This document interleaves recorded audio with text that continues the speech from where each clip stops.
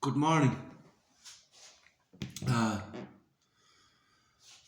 Rough night. I didn't sleep that well because my brain has been going all night. But I've so much I want to say. I don't even know where to start. But I made a video recently about you are enough, you are enough. And then I had a big thing on it yesterday, big debate on it yesterday. But I'm refusing to back down because I know exactly what I'm talking about and I know exactly where I'm coming from. And I want to explain my point because I'm not having it. I'm just not having it. I've put enough time and effort and study into this whole subject that I'm just not having it, you know. Um, Basically, like, what I want to say to you is if you want to take, like, right, where do I start with this? Let's start with the beginning. The rise of Christianity was a, a, a, a an inversion of the hierarchies. It was the weak overcoming the strong, because this is nature, and we have an inversion of the hierarchy, so everyone gets a turn. But I'll tell you all about this. I'll tell you there's reasons for this as well. If you seek to understand nature, there's reasons for this. But I only have 15 minutes at the max. But it was an inversion of the hierarchies, and they brought in this in order to impose their will, and in order for the weak to take control, which was their role.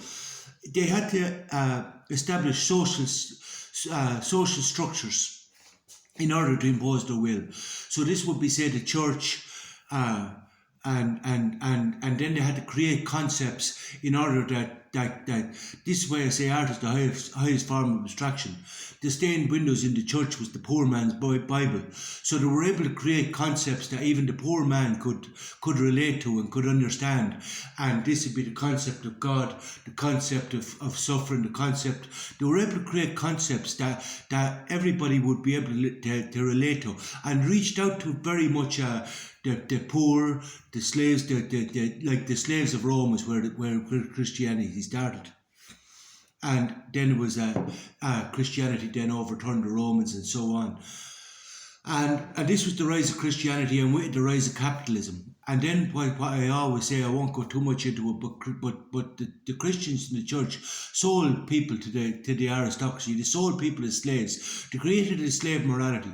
And I explained but the other day how this was done. This is like Peterson is doing now. You know what I mean? Your sacrifices are not good enough. Work harder, and you too can assert yourself in the dominance hierarchy. And this was all about the dominance hierarchy, because by Jesus, let me tell you, the church was dominant, and they held their dominant position, and it got into the ear of every king and everyone, even though they had but anyway. I won't go into the hypocrisy of the church and the hypocrisies of philosophies, but hypocrisy is a consequence of a paradoxical universe, and I will explain that. I'll even explain that more in relation to myself in more videos. But I just want to say for now that this was the rise of the weak. And what they wanted to do then was oppress the strong, because in order to hold their position, they had to oppress the strong. So they had a crusade against masturbation. They had fucking everything, a crusade against homosexuality. They had their Christian values of piety, chastity, and everything. They burned the heretics at the stake. Anybody who had any knowledge, anybody who read books, or anybody like Galileo, they oppressed them and even burned them at the stakes as heretics.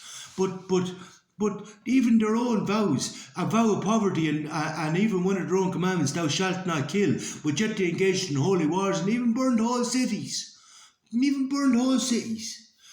But anyhow, they oppressed the strong. And then there came a point then what they wanted to cultivate was an egalitarian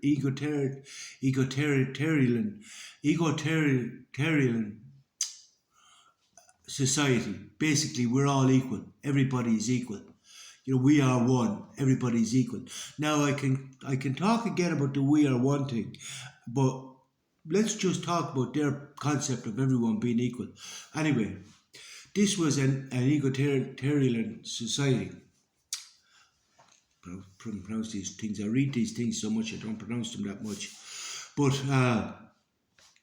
But then when we came along then a certain point, say around Freud was 1920. And after this, people started to question because of Freud's model of the self and Freud's model of the mind, and then science began to rise up from Freud. So we had psychiatry and psychology, which was already on the rise because Freud was obviously a member of this, But then after this, people started to get educated, and then they started to use their faculty of reason. Throughout the Renaissance, they started to develop a faculty of reason, and then they started to question the church's concept of God. Now, this gave rise to Nietzsche's God is dead thing. This is God is dead, but what was actually dead was the concept of God. Now, in the death of the concept of God, the science took over. So this was psychiatry and psychology, and this was more or less identified the ego. The ego is a Greek word. It means the self. The ego is the self, but was more or less like about more or less, transcending the ego, and then they went on about, they took up the crusade of more or less controlling the strong. They took up the role of social order and social protection, but in collaboration with the judicial system, they took up the whole role of the oppression of the strong, because they too are part of the hierarchical structures and the academic hierarchy that was created with the rise of the weak. Now, a part of the rise of the weak is we had Kant's moral philosophy. So basically, don't do to others on what you would not have them do unto you. And now I have no objective to this, but I wrote a response to this myself, which is in line with the categorical imperative. Basically, a man has a right to anything taken whole by whatever means necessary, even if he has the formal license to do so. And then it was, a man has to control whatever is given to him to control by whatever means necessary, even if he has the formal license to do so. Now, what Kant wanted to do was negate dialectics, which is thesis, antithesis. I won't go into the dialectics, but he wanted to negate nature, but push his own nature. So this is the will to power, but this is the will to power of the weak. And he wanted to oppress the strong, but more or less like this is like expecting a honey badger to behave as a koala bear. He's going to be fucking miserable, because you want him to behave as a koala bear so he won't upset the koala bear, and he won't upset the koala bear, and he won't traumatize the koala bear. But now the koala bear has no opportunity to build any resilience or any coping mechanisms, so he becomes more neurotic, and it's like what we have now in modern society. I'm offended, and you have no right to offend me. But as a result of this, when you use this I'm offended, you don't even have a resilience for your own thoughts. You don't even have a resilience for your own thoughts. And the only thing I'm going to tell you now again, you can't control your thoughts, you can only control your response to them. But if you have no resilience and no coping mechanisms, what's your response going to be? I'm offended. And now you won't come outside your fucking front door, you're so offended and so afraid. You can't even respond to your own thoughts, do you understand? This is what they have created now in modern society, which is what Nietzsche called Nietzsche's last man. It's the taming of man, the taming of man,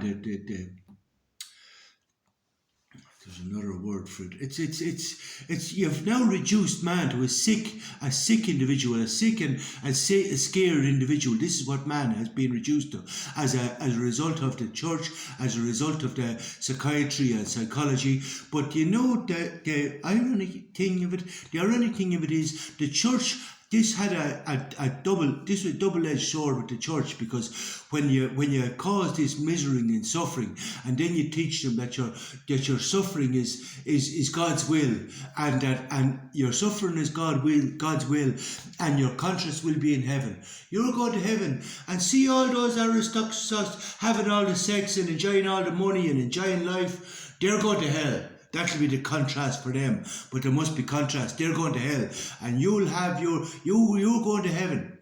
So you'll have your day. You meanwhile accept your suffering. But this is where, and now we have, but then this caused them in their suffering to seek out spiritual guidance. And it's the very same with those who took up the role, psychiatry and psychology. What they have created is customers for themselves. You seek out psychiatry, they sell you fucking tablets, and they sell you fucking therapy, and they sell you fucking everything else to solve your misery, but all they're doing is compounding your misery. Do you understand? Now we can begin to understand my point on acceptance. This again, Buddhism, this comes from Eastern philosophy, which is passive fatalism, which comes from the monks, the Buddhists and the Taoists and passive fatalism, acceptance. Now, I met one. No, I won't tell that story. But basically, I say there can be no acceptance without understanding. And then when you do understand, you will focus, and you can focus on what is within your control. And then even though we're all equal in that we're a part of space and time, we're just a part of space and time that's in a constant state of flux. But if you focus on what is within your control, you will realize, you will focus on what is within your control. Like for example, I don't know if you remember my story about the man who sat on the bench, and I said to him, "Do you like yourself?" And he said no. And I said, "Well, what would you have to do to like yourself?" Now, I knew well, I could have said to him that all you have to do to change, to like yourself, is change the way you think about yourself, change the way you see yourself. But this is not a practical solution. I left him with this solution, and I just told him, because this takes a lot of training, and I spent a lot of time on this. But this is like teaching the wrist locks and sending somebody out to do wrist locks with insufficient training, or tell them, even I'm guilty of this now, I'm going to accept my own hypocrisy on this. I used to tell people to defend your personal space, but it was completely impractical. It's as impractical as remember during the COVID, they were making everybody to go into the nightclub, they were making everybody stand 2 meters apart. This is pragmatic bullshit, and then when you come into the nightclub, everybody's wedged together at the bar. It's complete wank. So this whole "you are enough" is complete wank, because let me tell you, I've been through some tough times, and I remember going through the tough times. If anyone had to come to me, even when I was overweight and things like this, and I said to them, I looked in the mirror one time in the Foundry nightclub, and I had a bottle of cider in each hand, and I looked at myself in the mirror, and I just said to myself, my God, no wonder life is as it is. Would you just have a look at yourself? And I left out the 2 bottles of cider, and I went home and left the 2 bottles of cider where they were, and I started training.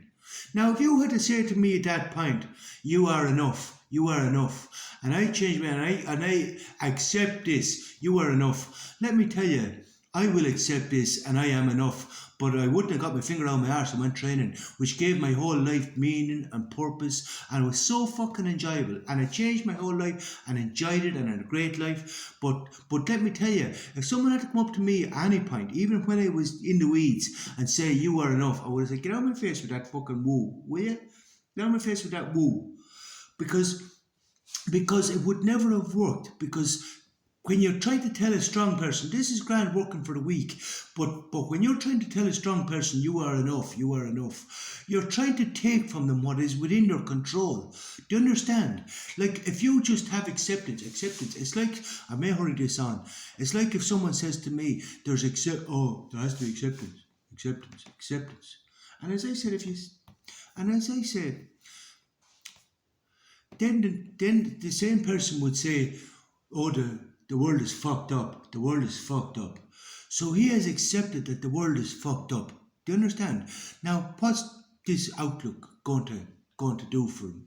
Like, it's not going to do anything. This belief is not going to serve him that well at all, is it? Do you understand? The world is fucked up.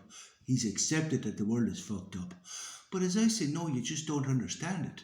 The world is no more fucked up than it has ever been. It's a wonderful and amazing place. You just don't understand it. And when you do understand it, you can focus on how you can change it, and you can set about changing it.